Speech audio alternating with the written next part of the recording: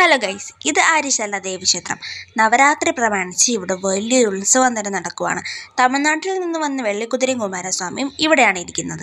അതുകൊണ്ട് തന്നെ ഇന്നിവിടെ ഒരു അഗ്നിക്കാവടി വരെയുണ്ട്. അത് കാണാൻ വേണ്ടി ഞാൻ കുറച്ച് നേരത്തെ എത്തിയിട്ടുണ്ട്. അപ്പോൾ ഡാൻസൊക്കെ ഉണ്ടായിരുന്നു. അപ്പോൾ ഞാൻ ഡാൻസ് എല്ലാം കണ്ട് കുറച്ച് നേരം അവിടെ നിന്നു. ഇവിടെ കണ്ടു ഇപ്പോൾ ഒരു തിരക്കും ഇല്ല.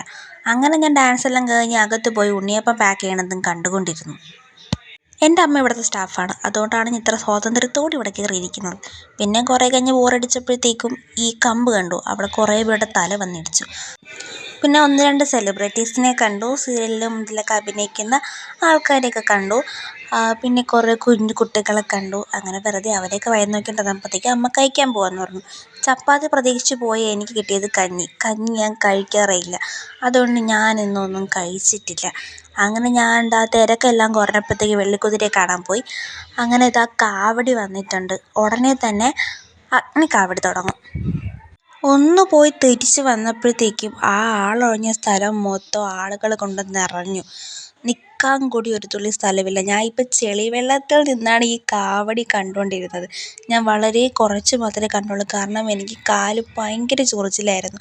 പിന്നെ അവിടെ നിന്ന് ഇറങ്ങി പുറത്ത് എന്തെങ്കിലും വാങ്ങണമെന്ന് പറഞ്ഞ് പോയപ്പോഴത്തേക്ക് എല്ലാത്തിനും ഭയങ്കര വില. അങ്ങനെ ഞാനൊരു കമ്മൽ മാത്രം എടുത്തു.